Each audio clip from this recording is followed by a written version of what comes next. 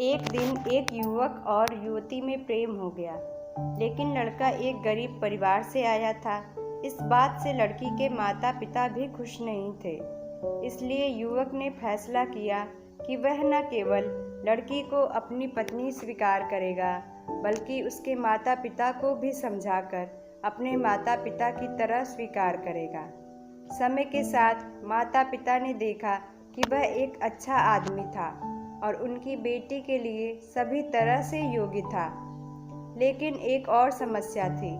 वह आदमी एक सैनिक था। जल्द ही युद्ध छिड़ गया और उसे 1 साल के लिए विदेश भेजा जा रहा था।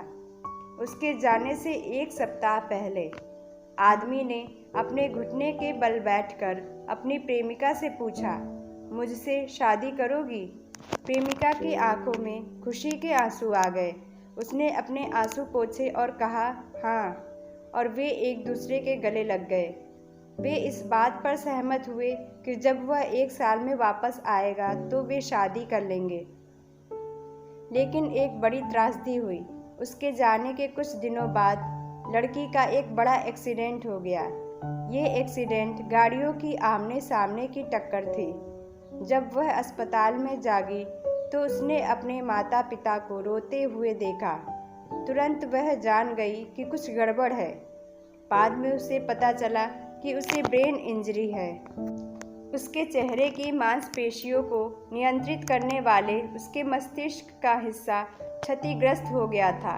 उसका कभी सुंदर और प्यारा दिखने वाला चेहरा अब विकृत हो गया था।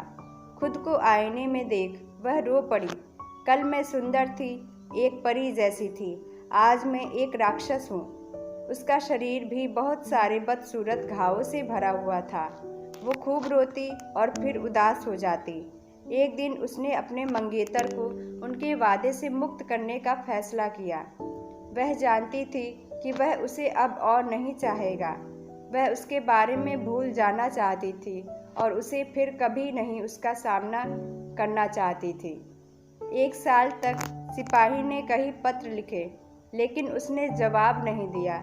उसने उसे कई बार फ़ोन किया, लेकिन उसने कॉल रिसीव नहीं किया। हालांकि वो ऐसा नहीं करना चाहती थी, पर वो मजबूर थी। 1 साल बीत गया। एक दिन अचानक माँ उसके कमरे में चली गई और उसे बताया कि वह युद्ध से वापस आ गया है।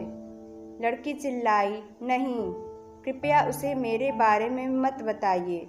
उसे मत बताना कि मैं यहाँ हूँ। माँ ने कहा, उसकी शादी हो रही है और उसने तुम्हें अपनी शादी का निमंत्रण भेजा है।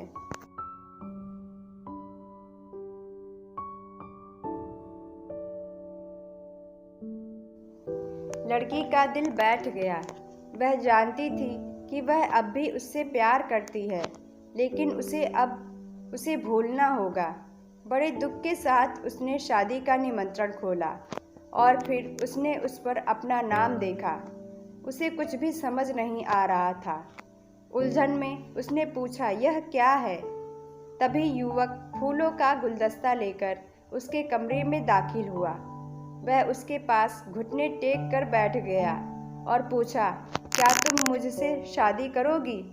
लड़की ने अपना चेहरा अपने हाथों से ढक लिया और कहा, मैं बदसूरत हूँ। तुम अगर ठीक से मुझे देखोगे तो तब तुम्हें सच्चाई पता चलेगी। और उसने अपने चेहरे से हाथ हटा दिया।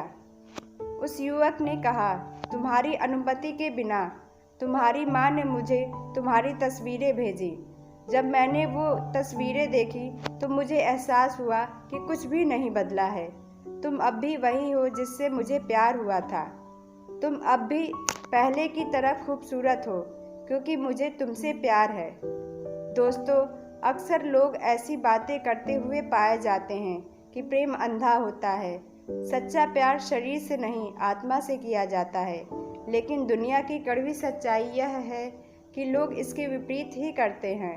हाँ, इस दुनिया में कहीं कहीं पर शरीर वाला नहीं, आत्मा वाला प्यार दिखाई देता है, और इसी से शायद इस दुनिया में प्यार का अस्तित्व बना रहता है। धन्यवाद।